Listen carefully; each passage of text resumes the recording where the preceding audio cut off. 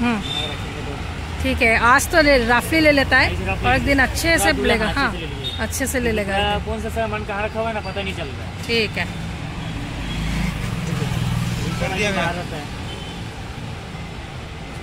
Oxidise तो सभी है, जो चाहिए वही है ना। बहुत सारी है। हाँ, आपके में वैरायटी बहुत है। ये दुकान है शराब भट्टी में। मैं लेती हूँ लाल गणेश, लेकिन मैं ये सब चीज लेती हूँ यहाँ से। ऐसे तो बहुत पुराना है। हाँ, बहुत पुराना है। दुकान खुला जब से आपको देख ही रहा है। ठीक है, আমি যেখানে আলু পেঁয়াজ টমেটো ভাজছি, এটা আমি বানাচ্ছি। আমরা পটলের তরকারিটা গদ ভাঙা জন্য বানাই। এখন না আগের মতো সবজিগুলো স্বাদ নেই, একটু পরিবর্তন করে না বানালে একদমই ভালো লাগে না। তো আমি পটলগুলোকে এইভাবে কেটে নিয়েছি, এখন পটলগুলোকে ছেড়ে দিচ্ছি।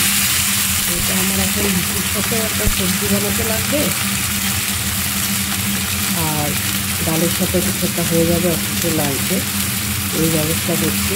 ভাবছিলাম পটলের ডালনা বানাবো, তারপরে ভাবলাম যে পটলটা তো এইভাবে রোজই খাওয়া যায়, এইভাবে বানাই যাচ্ছে। টমেটো ধনে পাতা দিয়ে দেবো। একটু কীরকম হচ্ছে আমি বানানোটা হলে বলছি, আশা করি ভালোই লাগবে। একে এইভাবে বানাও পটলের তরকারি। পটল ভাজাই বলা যায়, এটা অন্যরকমভাবে।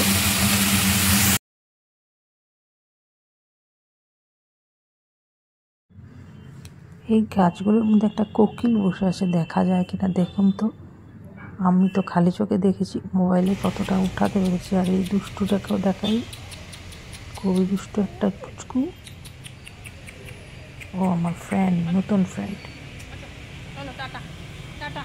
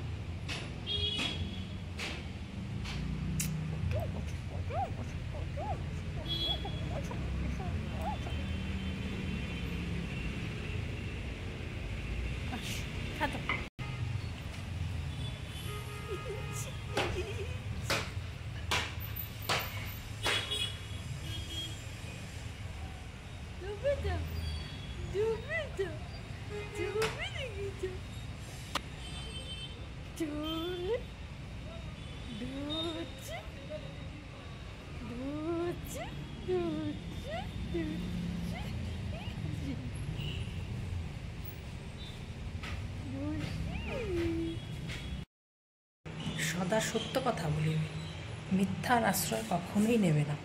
কারণ সত্যের জয় সর্বদাই হয়, আর মিথ্যার খোলস কিন্তু যে কোনো সময় খুলে যাবে, নিশ্চয়ই খুলবে। তো সত্য পথে চলতে কারো যেন কোনো রকমের দ্বিধাবোধ না হয়। সত্য পথে চললে জয় হবে, একটু দেরিতে হলেও জয় হবে। হ্যাঁ, সত্যের রাস্তাটা একটু কঠিন হয়, সময় লাগবে, কিন্তু আমাদের কিন্তু সত্যের জয় হবেই হবে, একদম অনিবার্য।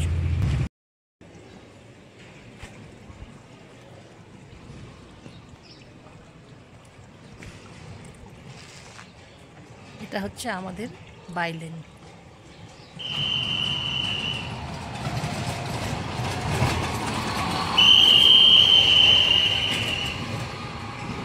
জাবরার গাড়ি যাচ্ছে।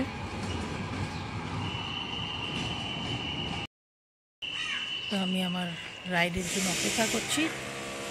অল্প সময়ের মধ্যে আমার রাইড চলে আসবে, 2-3 মিনিট দেখাচ্ছে, আবার আরেকটা দিনের শুরুয়াত।